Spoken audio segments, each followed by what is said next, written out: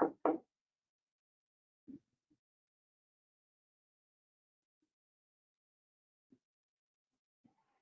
Joe.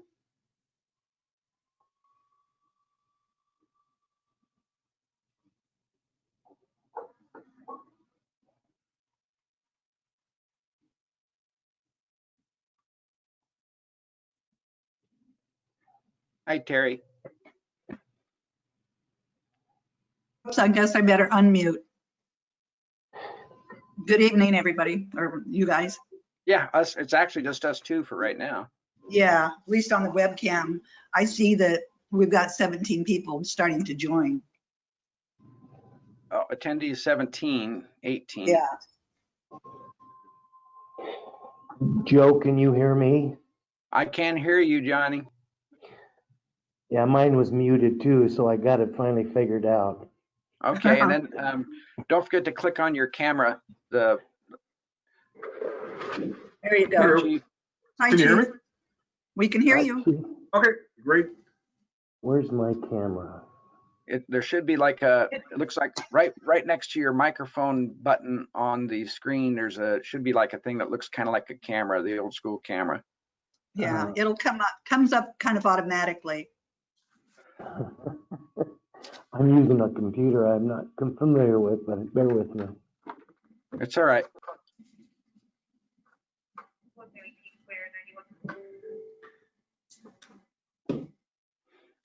Shut my door here. Do you find it yet, Johnny? You know, I see something here. Let me get that. How's that? Oh, there you go, There buddy. you are. There you are. Good job. See, you're never too old. And it looks Are like you on Barry. mute now? It looks like Barry is here, and I think he just hit his camera. Hi, Barry. Hey there. Hey, Barry. And Jack Martin. Jack's here in the building, so I think should be showing up shortly on there. Okay. Oh, there's Jenna. Yeah, Hi, Jenna. There's Jack. Perfect. Jack, we got you on there. What happened? I just Have you just- flipped off. No, I got, You're still on. he's still there. There he is. I think he might have turned off his camera instead of his microphone, but his microphone is not on. Yeah. There's Eric. Hey, Eric.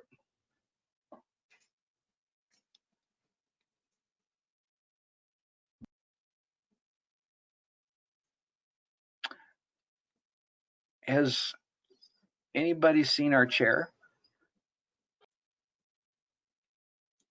She Have not. picked up her paperwork, so I'm sure she's gonna be here somewhere. Okay. And looks like AJ is here. Yes, I will be quietly in the background. It's just good to know you're here, AJ. Always good to be. Looks like Michael Bean is signed on, maybe.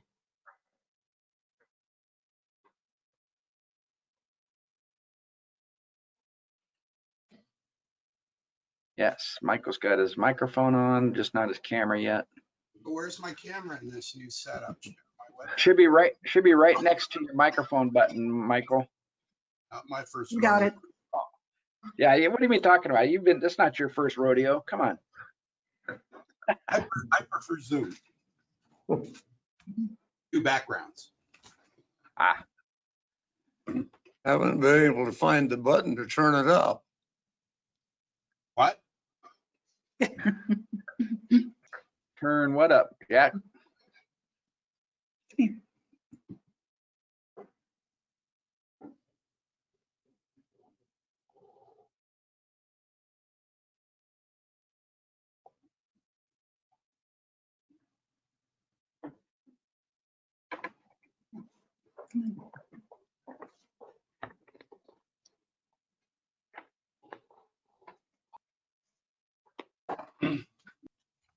Is Jessica running this meeting tonight? She is. I thought she'd be showing up on here, but maybe she's hiding. Yes, it says she's here. Jessica will be with us momentarily. She sent a message that she is having some audio issues, but she will be with us shortly.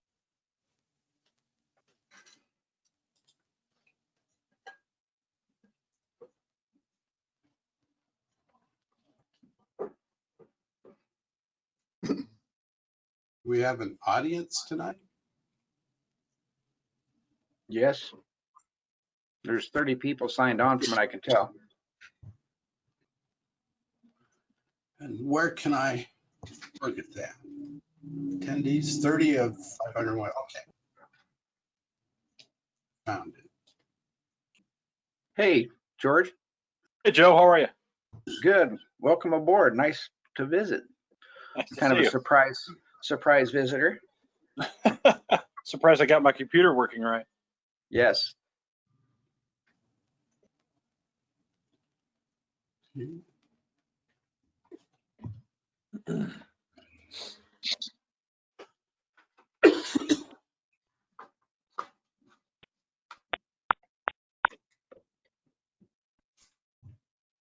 Feels like I see Jack and Johnny and Carrie and Joe. Keith Lewis and Barry. Can you guys hear me? Yes. Yes. Thank you. George, you know how that chat works on the side? No, I'll figure it out here. Yeah, little. I want to Okay, send you I see it. I want to send you a quick message. Got it. Okay, my deal just went away. Mine did too. So I have no I have video, excuse me, I have audio, I have no video now. Same here. Please restart there's a little tag there that says, please restart the download. Maybe I'll try that. Oh, something's happening. Okay.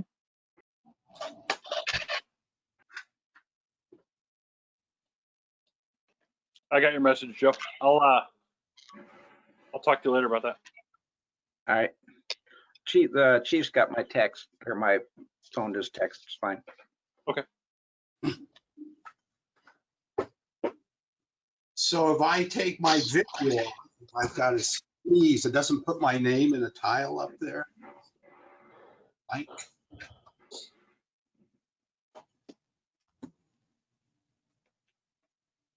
I just disappeared.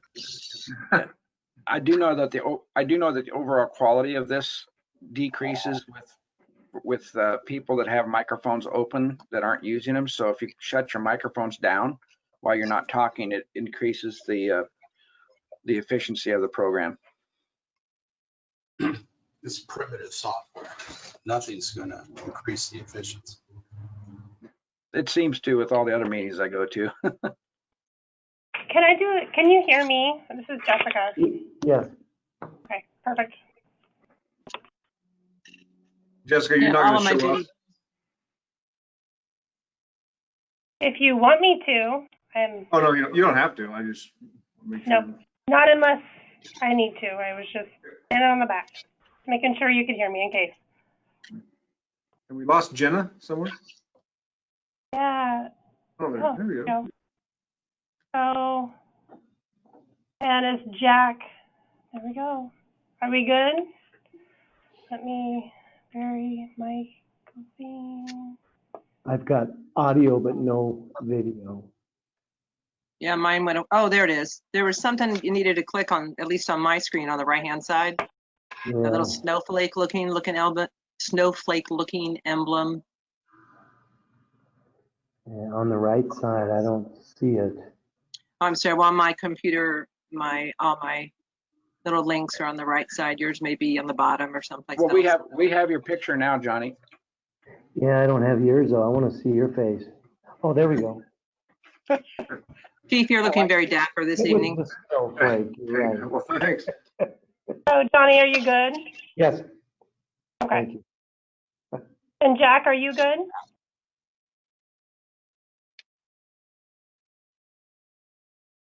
Jack, do you? There we go. Now Is there a way we can see who's attending? All I have is us, but it says there's 30 more. I can't get this sound turned up to start. But you can't. We can hear you, Jack, but you may not be able to hear us. I think it's really low. Can you hear now? Michael, I don't know if that's 30 Oh, that's better. Too loud? other people besides us or That's it counts on this us one right here. It's that we're including that count or not. blue with this up and down. Okay, But I think we're good now. I think we're good. okay, And then if Can you you hear- want, Can you hear us, Jack? yeah, Okay, we can hear you great. okay.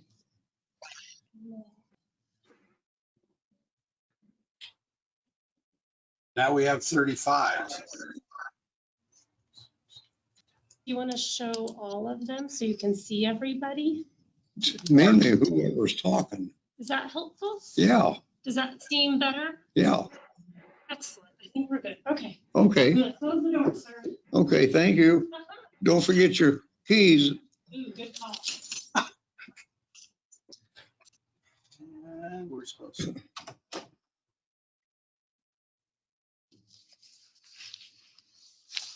Well, Lisa, I think we got everybody. Yes. I think we're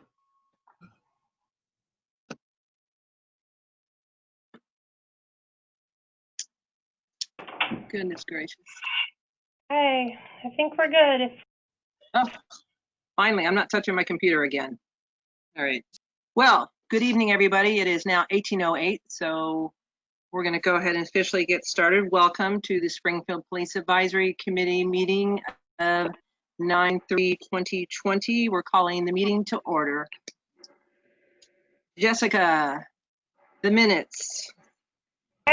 actually, can I start with a roll call? I should have actually wrote that. I will Absolutely. next time. So, just for, I know their names are written, but we're just going to do this to make sure we're doing it completely. Joe Pictionary.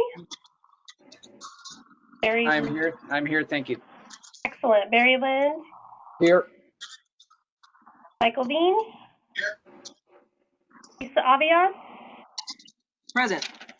Perfect. Jack Martin. Yes, Terry Dillon. Yes, here. Johnny Kirschman.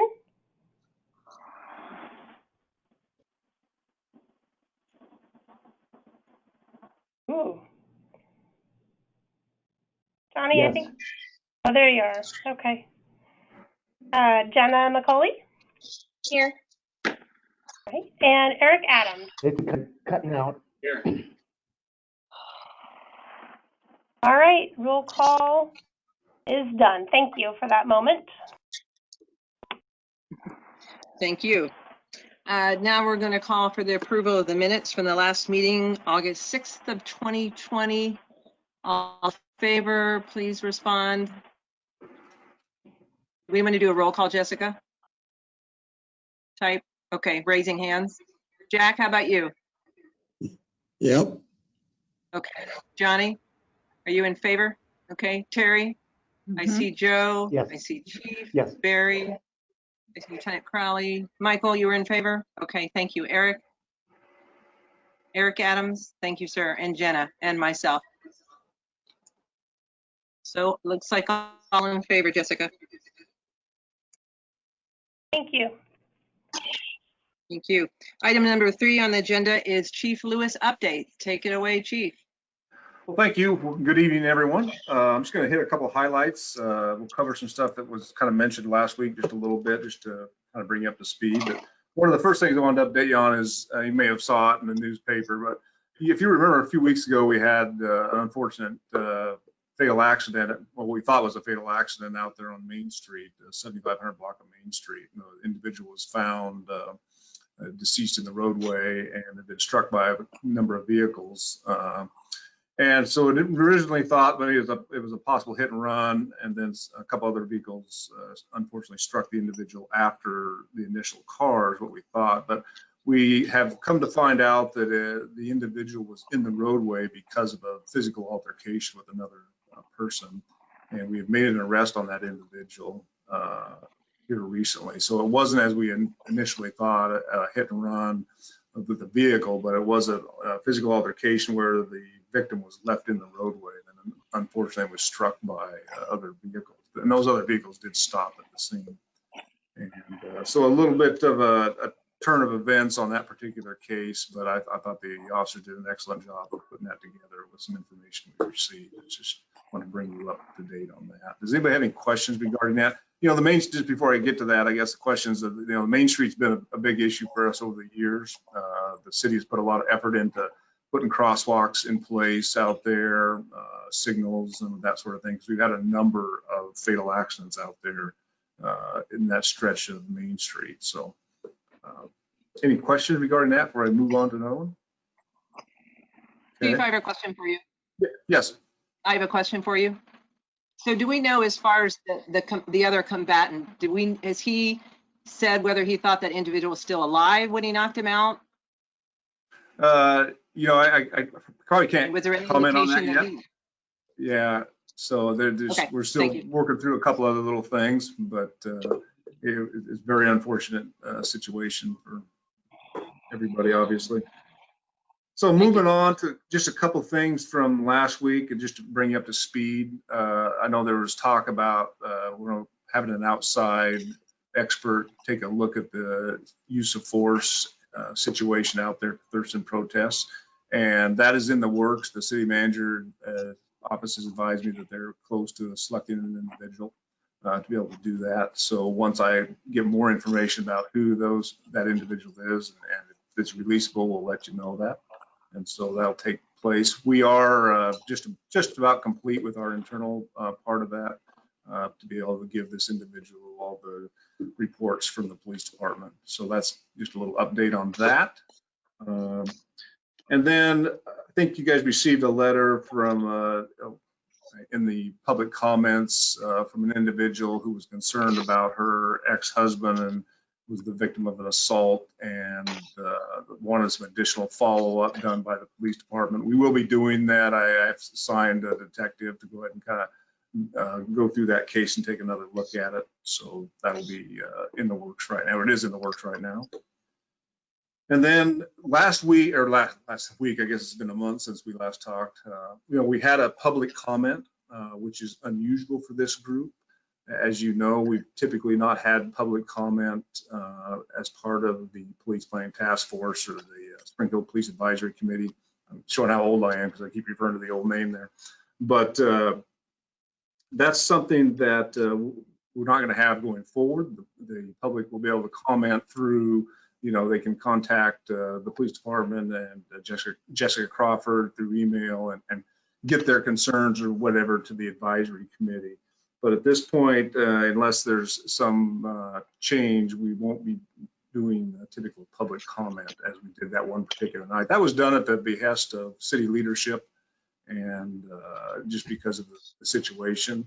And so I just want everybody to know that's what we're going to do going forward. Does anybody have any questions regarding that? Michael? Yep. Why was that decision made for no public comment? Well, that's typically, that's always what we've done as part of this advisory committee. The reason for the advisory committee has always been mainly the charge of the advisory committee is to help with long range planning and policy work within the police department. Now, obviously, if the committee wants to change that, you guys have that authority to do that. But the reason the decision was made because the public comment last week was just an exception to what has been taking place for basically well over a decade. That was the first time anyone's requested to address this as a group. So that's why I was curious to know if there was anyone else attending tonight's meeting. So yeah, the meetings, if you look at the bylaws, they are open to the public. And with, you know, I guess that's one advantage of the COVID situation. It's much more accessible to people in this kind of virtual environment that we haven't had in the past. I think in all the years that I've been around with this task force, we've had people show up maybe a handful of times at the most to our meetings. okay, well, I read 28 emails that were forwarded to me, and some of them were quite stunning, but the one that was most stunning was McRae, and I think that's the one that you're going to go ahead and investigate. Yeah, we put a lot of, effort and into that case. And so once we're finished with that, hopefully I can come back and advise the committee of exactly what happened in that particular case, if possible. Right. Okay. Thank you for that. Anything else about that before we move on to, sorry, Isa, I'm not trying to steal your authority there. I guess I got the next one also on the policy update. I am not at all Okay. concerned So- or worried. Thank you. All right, so we sent you guys the code of conduct. It's our policy number 26.1.1. And hopefully you saw the changes in there. You got a chance to look at that. Really on this particular one, I think it's driven by state law that was recently passed. It's House Bill 4205. And it has to do with the duty to intervene.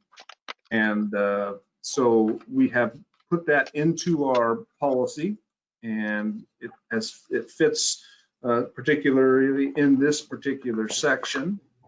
And what we've done basically is simply put the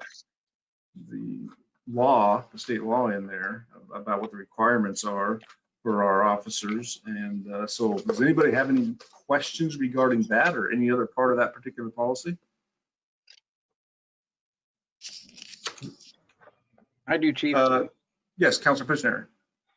So I've been looking for it and I can't find it, but I do remember I read it very thoroughly. There is a section in that code of conduct that was an addition, and it's stated, I think if I recall specifically or quote it, it says that the officer will provide identification and badge number when requested. Yes, that is something we actually added here recently. That's been our standard practice forever. We just never had it in the policy. Oh, I'm not disagreeing with it. I just wanted to make comment about it and maybe add just a little bit to it. See, under OAR 259-060-330030, and it deals with how people that are licensed professionals in the state that is managed by DPSST, they put in this golden word that says that the identification, when requested to do so, shall be done within, I'm sorry here, I'll just get it quoted here. Upon reasonable request.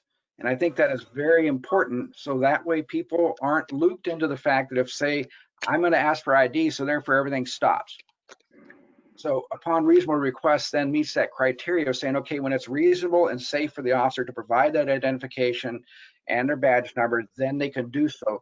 The way it's written, I think, locks them into a potential tight spot with violating policy, because it may take 10 minutes when they were asked. It may take 15 minutes when they can safely give that information to those people. So I think we need to add that upon reasonable request or upon a reasonable period of time, and you know that the reasonable person standard is something that can be measured. So I think that would make sense, and we don't set our officers up for a complaint that we have to backpedal on in a policy. That's a good point, really good point out there. So we will definitely do that. I think it makes sense. Yep, it does. But I like the additions, and I think we're going in the right direction. I think there's some more additions that I think we can do. But this is certainly, from what I saw, is moving in the right direction. Okay. Anyone else have any questions about this particular policy? Okay. All right, that's all I have for a little while.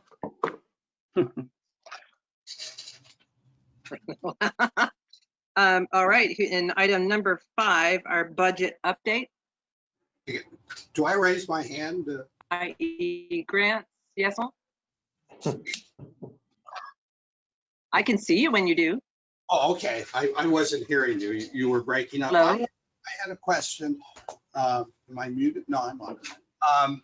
For you, I heard a rumor, and I don't know if it's true or not, but that you're having to write a new use of force policy as a result of a lawsuit. Is that correct, or is that just a rule? Well, that not a whole, just had to have some additions in the policies. Many of those additions we had planned and looked at during our rewrite of our policies. So that is true. That is connected with that at some level.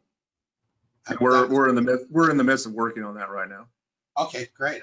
I'd like to see it when you're done. That was one of those letters that Jessica forwarded on, and I didn't know. Thank you. Good.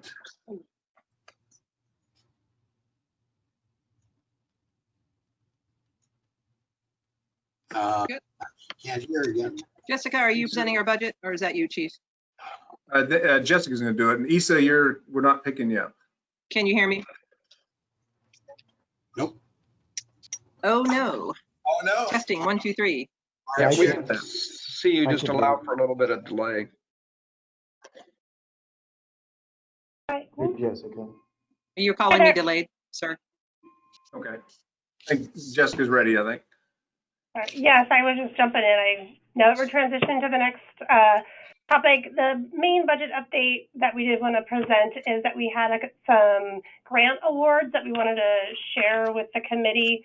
The most notable one that was most recent was the Justice Assistance Grant for 2020. It's from the DOJ, so it is federal funding. It's a non-competitive grant that identified City of Springfield as have the opportunity of $18,685 for the 2020 grant year. And so we put together a proposal for the use of that funds, and the application was submitted to put that funding towards the cost of a new Cahoots van. Not the van itself, but the upfit cost for the customization of within the van. I'm still working on finding all the funding for that van because it was an expense that we weren't quite anticipating, but we are trying to be mindful that it's a good resource. We want to make sure that it's properly supported. And so that seemed like a really good use of those funds. So that's what the application was put in for. As per part of the grant, it will go before City Council for consideration, but I'm just waiting in line to get that in front of Council in the near future. But we just wanted to make sure that we shared what the application consisted of, because it seemed appropriate since it'll be going from a police kind of hosted grant to the council. We wanted to make sure that our advisory committee was informed in that regard. I thought Whitebird had all the vans. Is there something special? Or? Can you say it one more time? I just caught the end. Oh, I thought Whitebird had the fleet of vans that were already outfitted. Is there something special for Springfield, or are we just helping out? I think it's a good idea.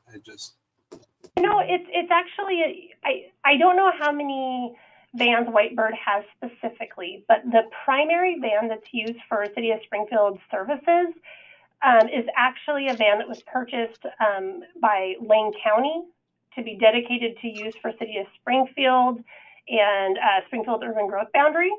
But several years ago, it's like 257,000 miles or something. It's seen some mileage, and it's been well used. So what the Cahoots vans that I think might be in their fleet are used for backfill. So if the primary van needs servicing, they have backup vans to backfill that need. But it has been communicated to us that it's really, Lane County is supportive of us. In fact, I believe they're going to contribute some funding towards the purchase of the van, but not all of it. It's going to be about $75,000, $80,000 total between the purchase of the van and the upfit. Oh, we're talking about a new van. Great, because they have a big fleet, but they're only keeping like 2 or 3 running. There's so okay. Many. Sorry. Yes. So this funding, using the funding for the upfit was a good a good use of it because it's actually a sizable cost. And the van itself is not, is a cost, but the upfit is also a notable cost. Yeah. Sorry. Good. Does that make, sorry, I guess I should have given that context. That's great. That's great news. That's wonderful news. Yeah, I guess. Yeah. Bravo. working Yeah. on it. We're getting there. Do I get to call out, Joe? That question? Yeah, go ahead and call out. Go ahead, Joe. I think, thank you. I think Barry also has a question, but the question I have was is that work and expense something that is, once it's done, going to improve from the current efficiency of Cahoots? And is it going to increase the efficiency in the work, or is it going to help, or is it something that is okay to not do until it finally gets approved and goes onto the agenda for council? How emergent is that work? It's emergent in the sense that the upkeep of the current van is getting very costly and repetitive. Does that make sense? It's just breaking down more frequently. So time is of the essence, but we just recently had to have some notable maintenance done on the van because it needs to be done. It needs to be working. So so it's important because we don't want to continue the cycle, but they do have a van to use. Does that? It's a loaded question. So I guess what I'm saying is I know that there's many things in queue on the council agenda, and I know many things keep getting bumped back. I just want to make sure that this is not an item that being bumped back is now going to cut into the efficiency of the work that's coming out of those vehicles. So if that's the case, then please let us know, or let the city manager know, and then we will make sure that gets put on the agenda at a quick set. It doesn't sound like a big decision, so I just want to gauge that. Thank you for the input. I didn't understand the direction. I do appreciate that. I saw the Cahoots van broke down 3 times in the past 2 weeks. I passed that was in Eugene, but pulled over and couldn't be going. They're well used. Yes, I think actually Lieutenant Crawley can likely speak to it better than I, but I think there was a period of 2 days, maybe last week, that between the primary van and the backup vans, there wasn't a van. So yes, that did happen one day last week, and it got resolved pretty quick. So we're looking forward to a more permanent fix on that. Right. And they've good to Don't be work afraid with. to push it up. Don't be afraid to push it up when we get it on the agenda. And I think Barry still had something to ask. But Jessica, I was just trying to understand, did you say there was additional funds that you were trying to raise, or because if there is, would you just reach out to me personally, and I might know, not to the 80,000 range, but still something that could be used potentially for that. Oh, thank you so much. That's great. That's great to know. We were trying to be. It's just not something that we had reserved for. Which is a term just saved for within the department or within the city, and it so it's just wasn't included within the budget process. So we're just trying to be prudent with our grant opportunities, but it's wonderful to know there's other options out there. Thank you, Barry. That's great. So beyond the JAG grant, we did the Oregon Department of Transportation and oversees some traffic safety grants that we typically participate in each year. And so we intend to do that as well in this next year. It's for additional overtime enforcement of specific traffic safety opportunities, which is impaired driving, speed, safety belt, and distracted driving. And I just wanted to mention it just because it is something that is a significant emphasis, the safety of the roadways, and we try to be smart with the use of those funds and that extra enforcement opportunity. It's a little tricky in this current time But we did apply for the funding based with the anticipating maybe a shift in physical distancing and things like that that are limiting some of those extra efforts maybe in the next year. So if you don't have any other question, that's the end of the new budget type of update from my side. So okay. Jessica, Cisa, I'm very glad to hear that. Thank you, because I've definitely noticed a change in people's driving, not for the better. Lots of stressors in their lives, and it's been very frustrating. Probably every day I'm thinking, oh, I wish SPD had seen that. So it's good to hear. I got a question for Joe. Is the city of Springfield going to go off the cliff when the state of Oregon at the next biennium has like a $4 billion shortfall? Is the city of Springfield going to do what? Go off a cliff? Are we going to be hurt financially? I have no doubt that we're going to be impacted pretty significantly, may be my guess. But it literally is a guess at this point how impacted we're going to be. We just don't know. I wish I gave you a more clear answer, Michael, but we just don't know. But we're certainly is going to impact us, yes, and not in a good way. Yeah. Well, I noticed Jessica's gone. I'm assuming she's trying to get back on. And I'm also assuming that she was going to address item number 6, the body worn cameras.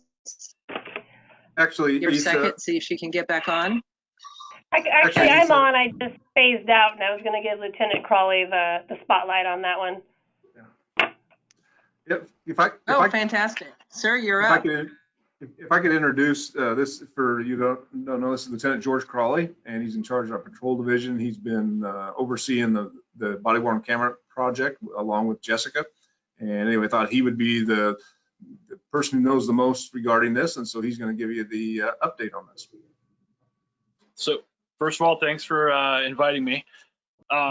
This project has been a little bit more labor intensive than I anticipated, not being in administration before, trying to figure out all the steps that have to do with identifying vendors, a testing process, different ways to manage business proposals, making sure we're dotting I's and crossing T's.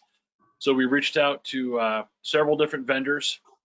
We ended up testing 2 different types of cameras. They're very similar. One is made by a company named GTAC. Another company is Axon.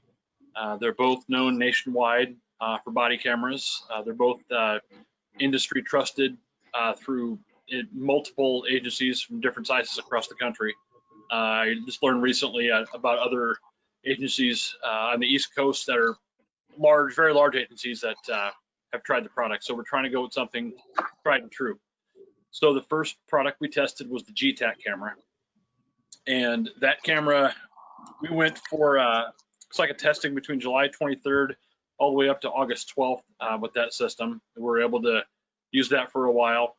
And we brought in 6 different officers on different shifts with different backgrounds to test these cameras out.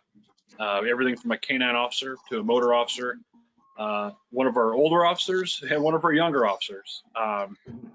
Everything in between different shifts. We wanted to see how they function in daylight, how they function at nighttime, how rough they could be. If officers happen to get into a struggle or the cameras drop, are we buying a product that's going to last a while and be able to put up with the dings and scratches that they'll get? So we wrapped up the GTAC testing. We held a meeting after all that was over and debriefed the testing, in which all the officers were able to submit a standardized evaluation form initially, in which they basically scored multiple categories how the cameras were.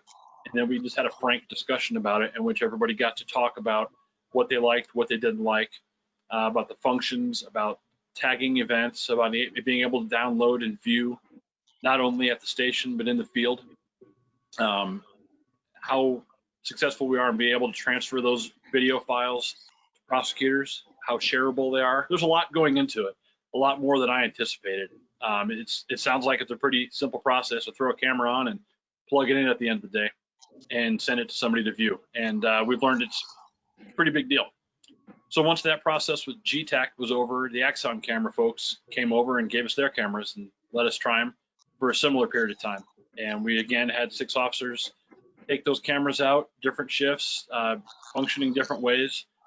And we finished up that test. It looks like, double check, Axon wrapped up August 25th. So we meet as a committee within the department to discuss the progress of the product once a week. And we met, I believe it was just yesterday, to discuss how that program went and what the feedback was on that. So we're in the process of scoring, identifying the flaws, identifying the positives, and trying to move forward towards a recommendation right now. One of the things we've learned doing the body-worn camera process is both these companies also provide in-car video. And how that differs from body cameras, it sounds self-explanatory. There's cameras mounted in the cars. One points out the dashboard, one points out the back window, and another camera points in the back seat to watch the suspect that's been in custody in the back seat of the car. And we've done some research on the value of in-car video and how it does pick up a larger scope of evidence on a call where a body cam has more of a narrow spectrum wherever the officer is facing. Those in-car videos cover a broad spectrum on 3 different angles, and it's actually been, seemed pretty valuable for as far as collecting evidence and giving a more accurate portrayal of what the officers see in the field.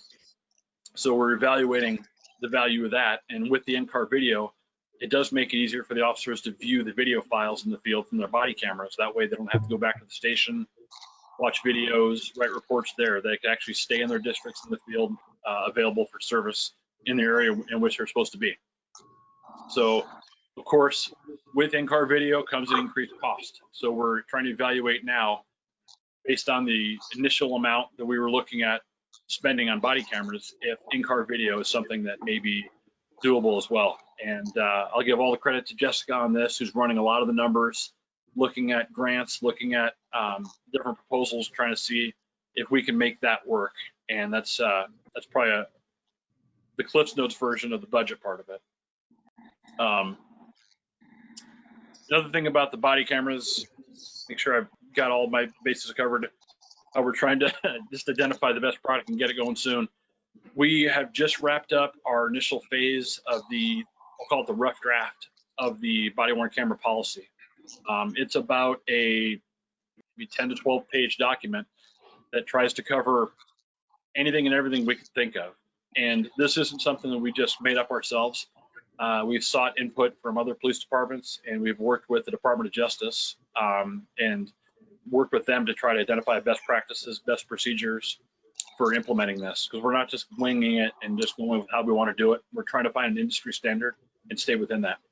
So that just got wrapped up. That rough draft just got finished today, and that's going to be reviewed by command staff hopefully soon, and then progressively the Springfield Police Association, City Council, the works, whoever is in that process of reviewing it, to sign off it, the city attorney, people like that. So that's my talk about it. I'll be happy to answer some specific questions if somebody has some. Joe? So correct me if I'm wrong, are you actually thinking about the onboard cameras, the on-vehicle board cameras in lieu of body worn or in addition to?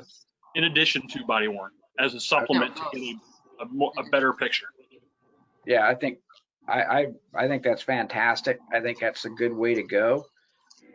The more views, the more perspectives, I think is amazing. It would just now I'd like to see what the bottom line is after that. But that's going to be the key. So but the priority is body worn, then vehicle as a wish list. Yes. Okay. Thank you.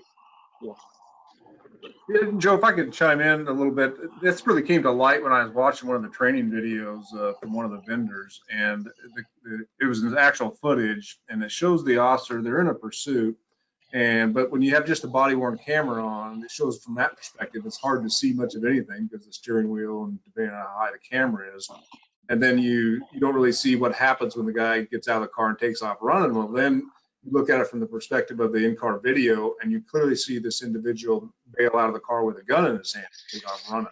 And you don't see any of that perspective on the body worn camera. And I thought, man, we're missing a lot there. And that's important to see if we can capture that thing. And a lot of that, what you see from an in-car video perspective, is the reason that you stop the individual, the traffic violations. And so if you have complaints regarding they stopped me for no reason, we can simply go back to the in-car video and see what happened. No, I think that's an awesome idea, and I really encourage and I support that. I have a question about the storage for the film from these cameras. As I understood at one time, it was a cloud storage that was fairly expensive. Does anybody know anything about that? I can tell you that we're evaluating cloud storage and server storage as a matter of efficiency and cost effectiveness. And Okay. Either way we go, it's a very, that is the most expensive part of the process is That's storage. right. We have to stay in compliance with state law on retention of records. And based on the crime and the incident that takes place, a normal traffic stop may have to hold this long, but a use of force or a murder case, we're going to have to hold that a lot longer. So we're evaluating both of those. That's all I was interested in.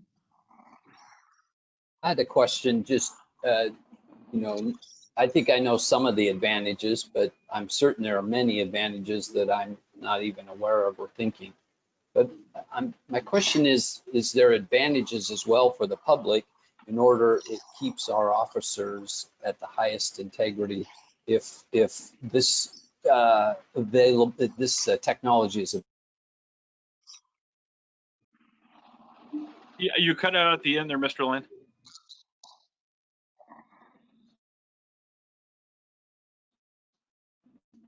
You're still out. Okay, I'm sorry. How about Still this? out. Can't hear you. Okay, can you now? You're back. You're back.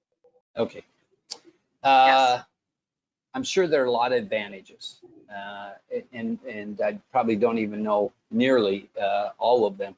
I think there's advantages for safety for our police officers. I'm also curious if you feel like there's safety for the public as well, though, as it provides a sense of accountability for our police officers. Does that make sense, what I'm asking? And is that a logical question? And help me with that.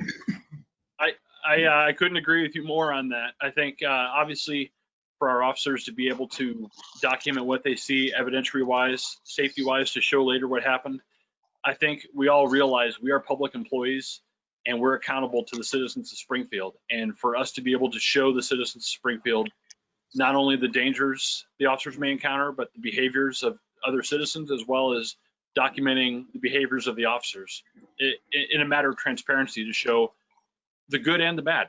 There are going to be instances where officers are going to come across as saints and heroes. In other videos, an officer may use a profanity or may come across as something less than professional. And that's on us to have the most accountability as we can and show the community we're doing everything we can to keep them safe and keep them professional officers. And I think 25 years ago when I started this career, the idea of body cameras seemed like it was Monday morning quarterbacking or second guessing. Over the years, we've all come to realize it's an asset to us to have this, to show that we're trying to do the best job we can for the citizens. Thank you.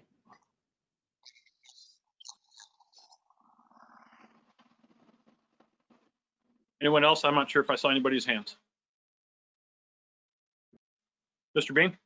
I got pulled over by an Oregon State patrolman on the freeway, and I was a little irate. And he walked up, and his camera was lit up, and he says, "I need to let you know, Mr. Bean, you're being recorded." Changed my whole behavior. That's a very good point.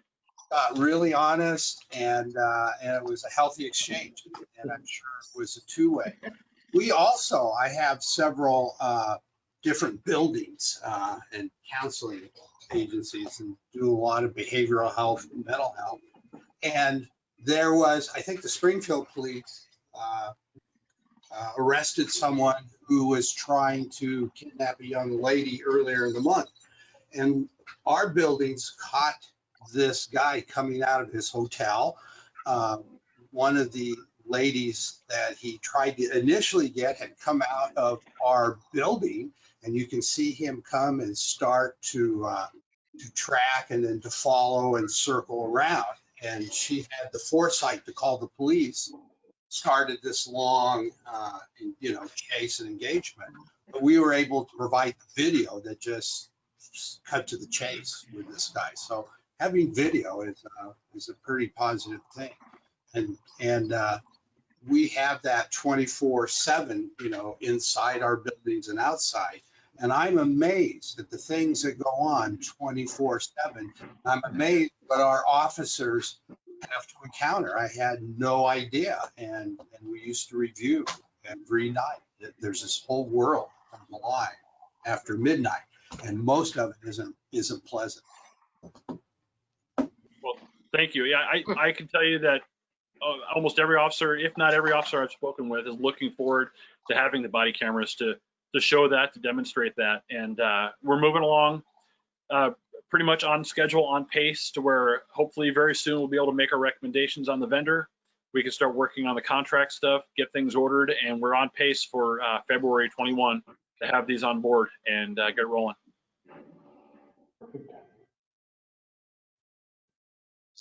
Okay. Thank you. Thanks, George.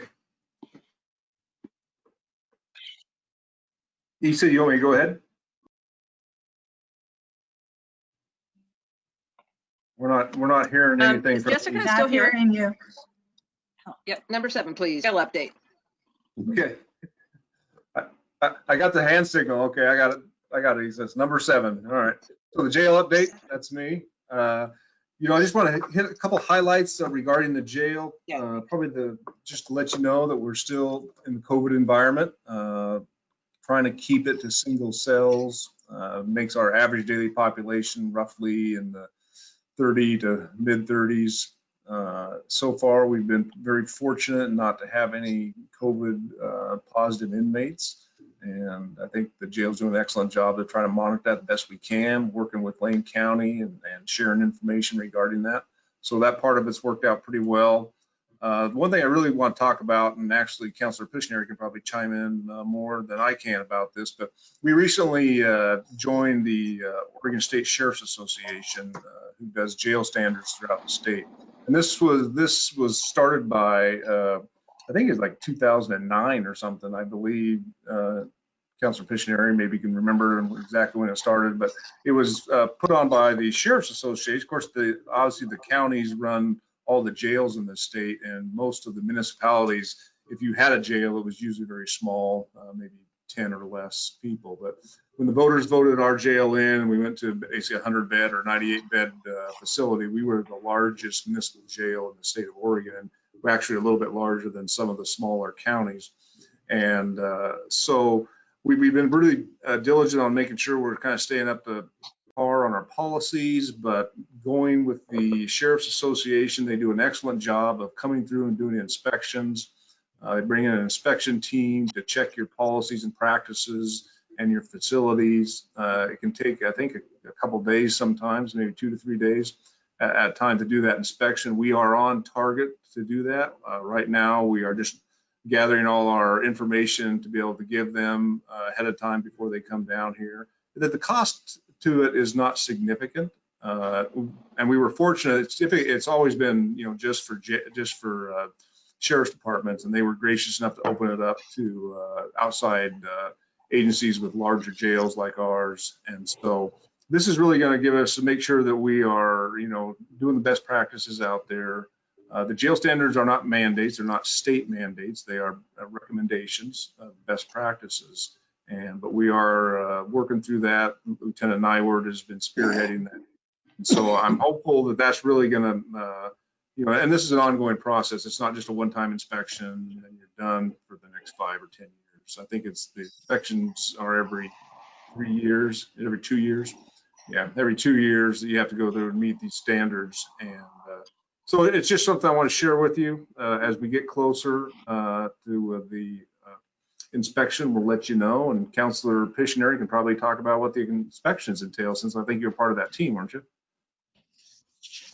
Yes, I was. Actually, I'm really excited. I'm super happy to hear that that is happening in our jail. The OJS, or the Oregon Jail Standards manual, is very thorough. It goes over every section of the jail, everywhere from mental health services, medical services, how mail is handled, how laundry is handled, vermin control for sanitary conditions within the jails, laundry systems, and everything, even including how inmates can resolve conflicts or get conflict resolution, how they can, if they have a beef against something, they have some sort of grievance process. There is usually about 5 to 6 members of an average inspection team.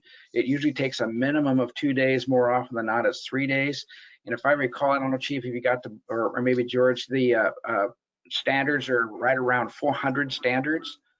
And at the end of that inspection, this team has a lead officer, and this team, by the way, is made up from different agencies, not all one agency. So these are all mixed teams from different size facilities that are coming in, and they now, at the end of the inspection, they'll sit down with the chief of police or the sheriff, whoever the lead, the CEO of the agency, and with his command staff to her command staff, and they summarize everything in their report and their findings. And when they get something that says this is out of compliance, then they have a not compliant situation, and they tell everything. They indicate everything that's non-compliant or partially compliant with these standards, and they give the opportunity for that agency or that jail to fix these things and come back later to fix it. And if there's some things that are physically impossible to do based on the standards because of the structure of the facility, then they can ask for a deferral on that particular one. But that doesn't happen very often. But I'm really excited to hear that those inspections are going to occur, because the chief mentioned it's the jail standards, and the word standards is so important because it allows the city of Springfield to be able to defend what they are doing and how they're managing people, because it is a standard throughout the state.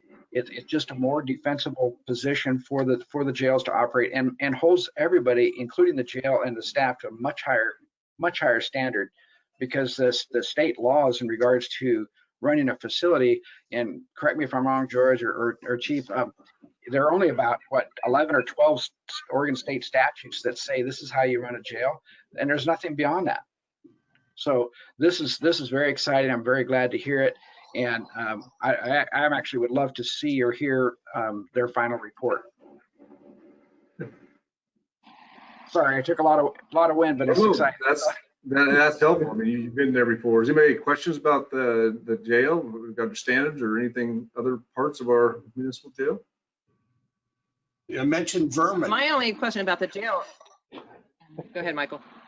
I mentioned vermin. I hope we don't have a vermin problem. Well, that also covers insect control, rodent control, all these things that sound crazy, but as an inspector, I've inspected, I believe, almost every single jail in the state, and I can tell you that some are much more modern than others, and I'll leave it at that.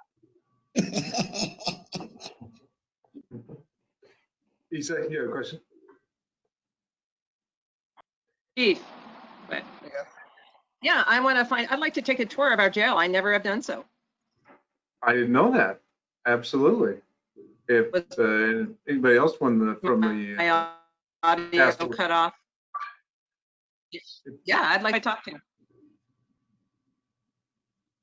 Yeah, we heard you.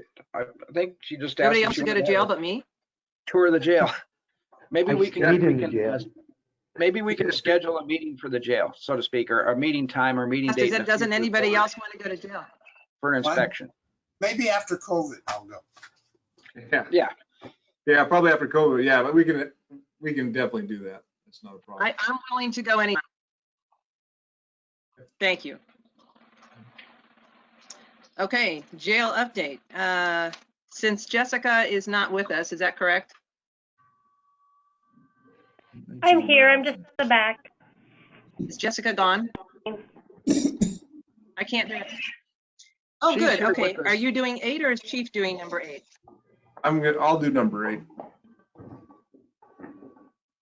Okay. Who is going to take agenda item number 8? Okay, thank you.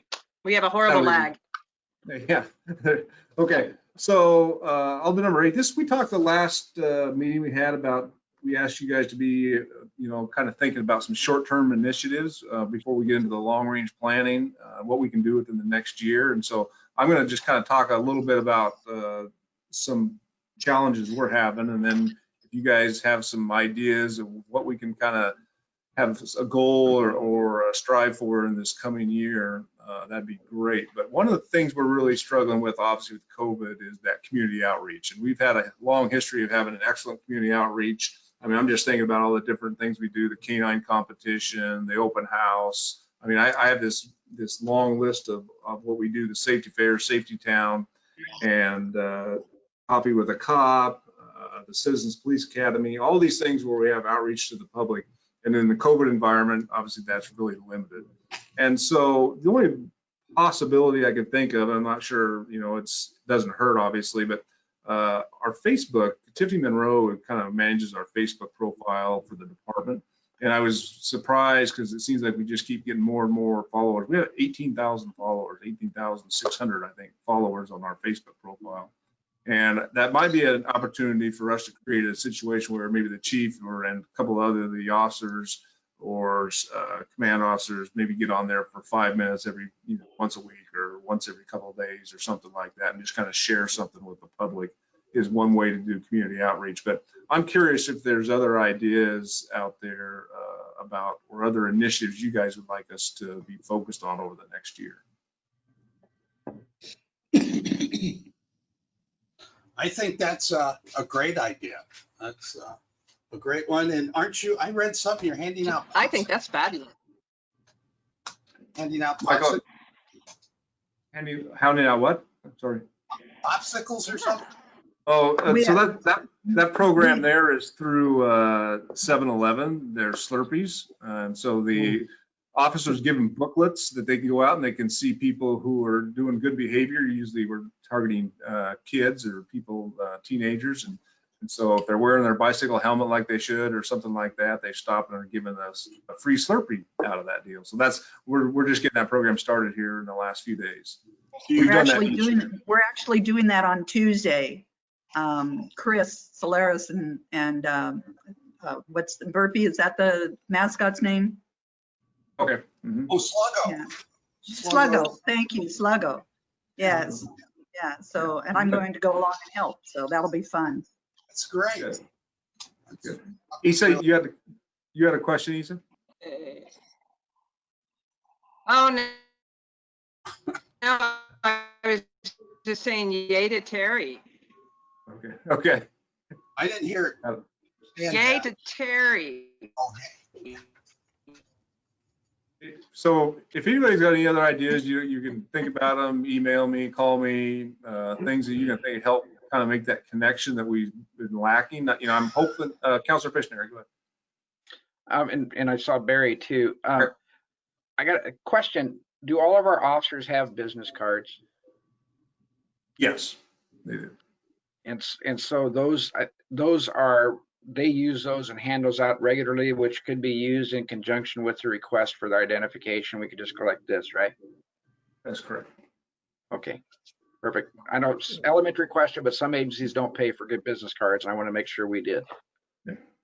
Okay, Barry? thanks.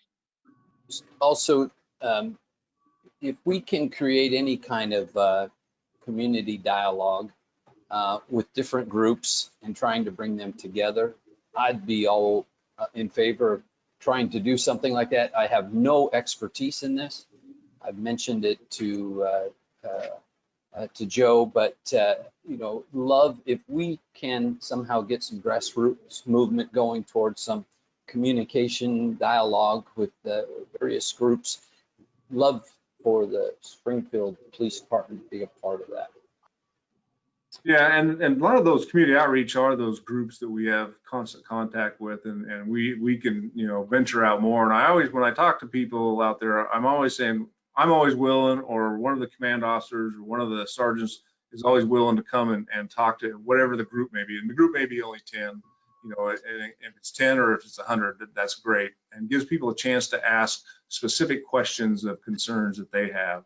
And I think that's really valuable for people to have that direct contact with the police department. Thank you. Councilor Fitzgerald? And I'd like to kind of jump on Barry's coattails there. I think it's important. I think that there's, at least from my perspective, that we will, however you want to put it, I want to move forward with, when he's talking about with different groups, I want to see a concerted effort and be part of that concerted effort myself to meet up and have good dialogue with not friends of police, but people that are adverse. And I want to be able to start some communications so that way it's a healthy communication and literally, you know, communicate, because the yelling, screaming, chanting, whatever is not communication in that sense. It's an attempt to communicate, but I want to literally sit down at the table with folks that are adverse and need to find out what changes can be made, what are reasonable changes, and what expectations are. So I think that's the most important thing. I think in our culture right now, in our current climate, that those steps need to be made. And I think that from my point of view is that I can really get something going from my position and work with the right folks and bring the right folks to the table, which would include the PD. You're kind of the acting mayor now, aren't you, Joe, for a month or so? I'm not making any mayor comments. You're president of the council, so. Yes, sir, I am. We have a diversity group that meets every month and quarterly so that we get input from all types of groups. And, you know, maybe the city council or the police or something in Springfield could have a meeting place that deals with all the diversity come together. Doesn't necessarily have to be the Springfield Police Department, but there should be some kind of outlet for that. I'm all for it. So we'll put Barry in charge. No, Michael, I am absolutely for that. I don't want to sit on our laurels and have all these things that need to be answered and any changes that can be made get made. And the only way to do that is coming to the table with as many different people as possible and all the different diverse groups that are out there. And I'm not close to that. I want to move forward with that. So, and we'll probably go ahead. Johnny? I would certainly love to be a part of that, Joe and Barry. I love to communicate all these letters that we've been reading, and it just blows my mind how the communication just isn't there. And I'm only seeing one side, so I'd like to really get involved and communicate with some of the people. I'm on. You said, did you have a question? I think they took her air conditioning. Yeah, I'm trying to figure out the screen thing. And he did. He's like that. He doesn't care about his mom. So what I was going to ask you about, great idea, fully on board with the communication, but then we also have to reach out to the non-English speaking communities. And Chief, I would be glad to assist you with that with my interpreting skills. Great. And we do have several. Since it's how I gained. Sure. Yeah, we do have several officers that speak Spanish, and so we'll definitely take advantage of that. So we can definitely, but appreciate the offer there, and we'll keep that in mind. Anything else regarding this? Okay. I think that's it for me. I think we're on to, okay, fantastic. As usual.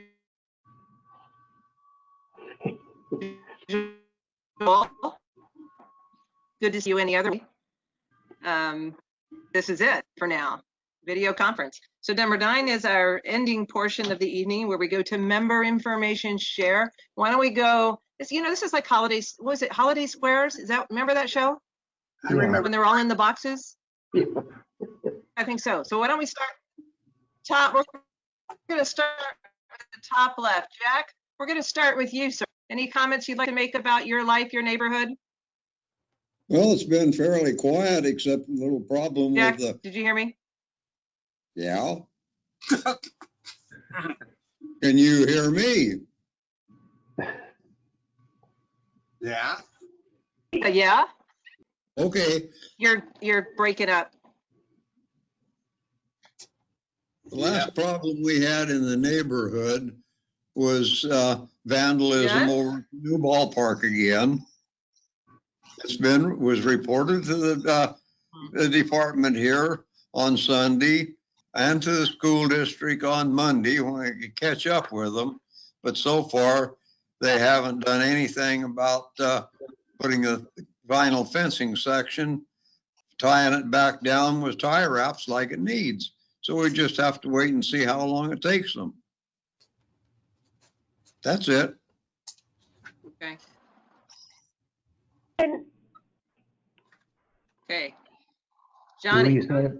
Okay, yeah, I can't hear you. I'm so sorry. Just a couple quick things. Is it Lieutenant Crawley?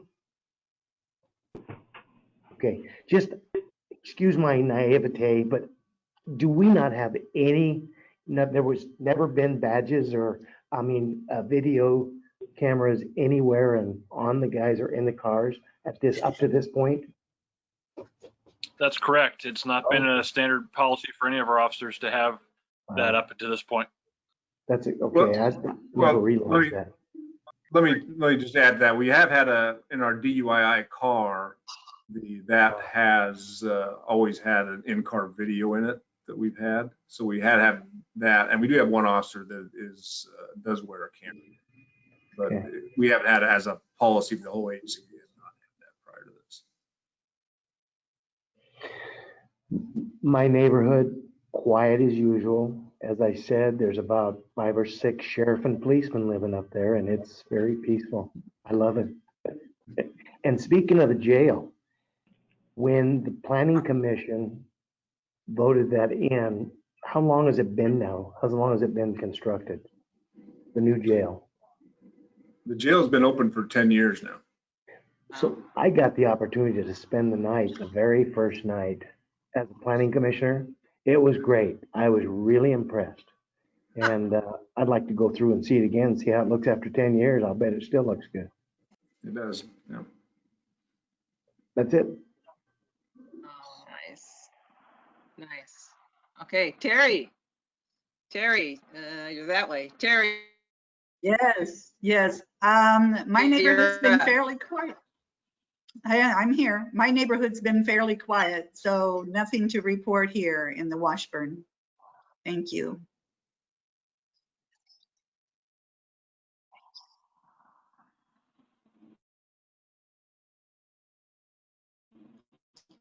Mr. Pictionary.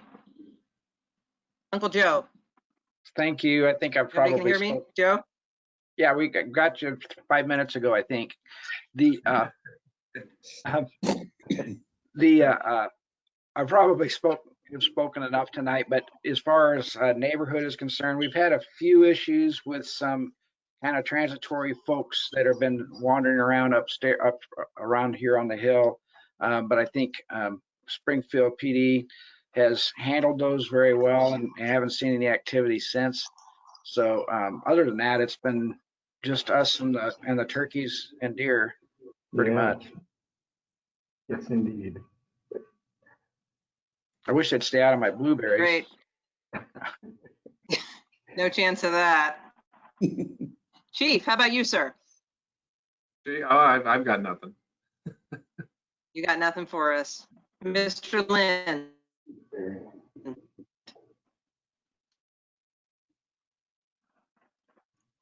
It's hard to talk when you're muted. Well, it's not hard to talk. It's hard to be heard. Your head said nothing, and that's good. We're good. We're Only good. because we can't hear you. Yeah, we're good. And I'm grateful to hopefully be a part of helping us move forward. Amen. Lieutenant Crowley, do you live in Springfield? I do. Okay. Can you use your thumb because I cannot hear you at all? Did you say you live in Springfield? Yes. Okay. Anything to report? No, my everything's fine where I live. You know, I'm just more concerned about it's everywhere else. I've got good neighbors. I've got a good community where I live in Springfield, out in the Thurston area. But I just want to stress that to everybody in this committee and everywhere else for that matter, no issues too small to call about. You know, in the absence of major crimes that are happening, we need to know about quality of life issues that come up in neighborhoods so we can help address that too. So don't ever hesitate to call about the little stuff just as much as the big things. Thank you. Just to piggyback on that, if I may, as I walked in the department today to meet with Jessica, I heard a call taker say, "Ma'am, it's not illegal for somebody to lay on the sidewalk. Is she doing anything?" "Ma'am, it's okay. She's allowed to lay on the sidewalk." So yes, people are calling about whatever's concerned, and that's good. Mr. Bean, sir, in the lower left corner of my screen. Unmuting. I just want to go on record strongly saying GoToWebinar sucks. And if we can't get some good audio so our chair can call on things, it's annoying. And with the technology in 2020, we can do better. So again, I encourage Zoom. They've pretty much dealt with all the security things or something else, but this is driving me crazy. That said, I won't bring it up anymore. In my neighborhood, in Thurston and Mountain Gate, it's been quite active because after the protests, there was sort of a 50-50 vision of sort of the left and the right. And it's been pretty healthy. Everyone's been pretty civilized. A couple blocks from my house, they've had the 8 p.m. national anthem and the big gathering for the past 5 weeks. They just ended the last one this week. So things have quieted down. We've had a lot of adolescents roaming and ringing doorbells and stealing things out of cars. So that was a lot of mischief. And I think we've put it up to in the beginning in March, April, and May, we got a lot of the youngsters to stay quarantined, but now they're breaking out, they're going out, they're finding things to do. So pretty normal.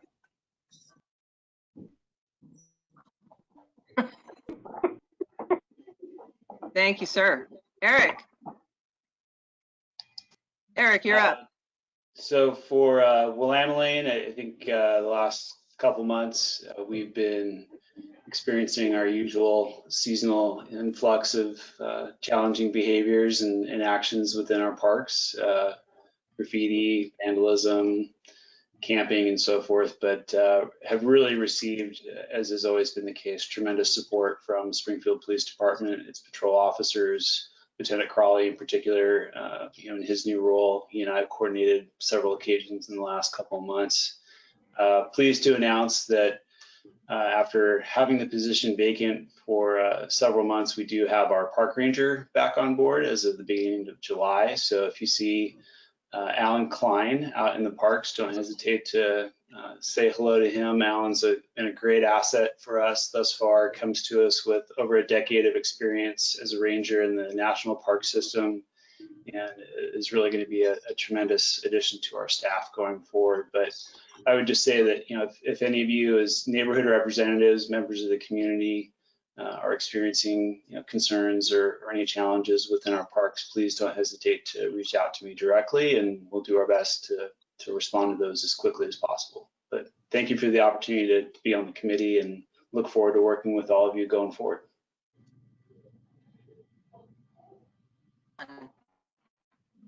Maybe we should have him on here sometime and introduce himself. I would love Miss to be able Jenna. to do that. Yeah, that would be tremendous. Okay. Jessica. So things have been hopping. Thank you. Sorry. Miss Jenna. Things have been hopping in Springfield schools because we are prepping to welcome our kiddos back. So Michael, hopefully we'll be giving them lots to do here soon, and they'll be busy. And I apologize because That's my little making a cameo. And so our littlest, our kinder through our third, will begin here at the start of the school year in person, and the others will be online until the COVID infection rates come down.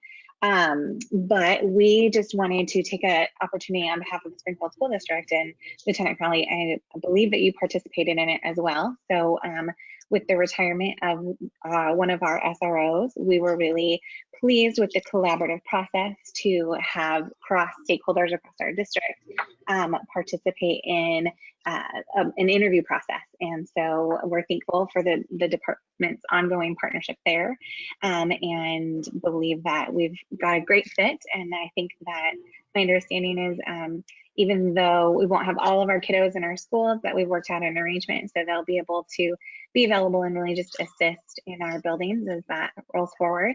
And Jack, I just want to let you know that our facilities crews are hard at work getting our buildings ready, but I did send another note. So we'll get that fence fixed up as soon as we can. But thank you all for continuing to move this work forward, and we're just appreciative of being a partner. Fantastic. Very quiet in my neighborhood, thankfully, because the interstate's on one side, so not much happens there except cars going by. But Lieutenant Crowley, I want to let you know that I've been keeping abreast of next door in the Thurston area, and they are really gift thefts. I mean, like every day. And I know a couple were saying they called it into PD, but I'm seeing it almost every single day about new bike thefts. They're really frustrated. So maybe we can find a way to reach out to them. I could give you contacts from next door if that would be helpful. Yeah, that would be. If you could email me those contacts. You know, I know the chief mentioned it earlier, but with COVID, we haven't had the outreach with our community that we've traditionally had. Community meetings, neighborhood watch meetings, church gatherings. So I rely on somebody emailing me to say, hey, I've had this issue, and I'd love to be able to speak to them about the crime issue, but also help with crime prevention tips to help people so their property doesn't get stolen, and what things they do can prevent it in our absence of being there right away. So please email me. Yeah, what's your email? Oh, actually, I'll go ahead and I'll send that out to you. It's probably public, but I'll handle the administrative stuff on the back end. Okay. Yeah, Jessica, send that to me if you could. And I will also then go forward on next door and reach out and let them know that if they want to contact me, I can give them a contact name and information. Okay. All right. Is there anything else for the good of the order? Any last comments? Any doubts, lingering doubts, questions? No? Jessica, I think we're good at 19:19. We can end the meeting. Great. Thank you, everybody. Okay. Good Hey, to Chief. know. Chief,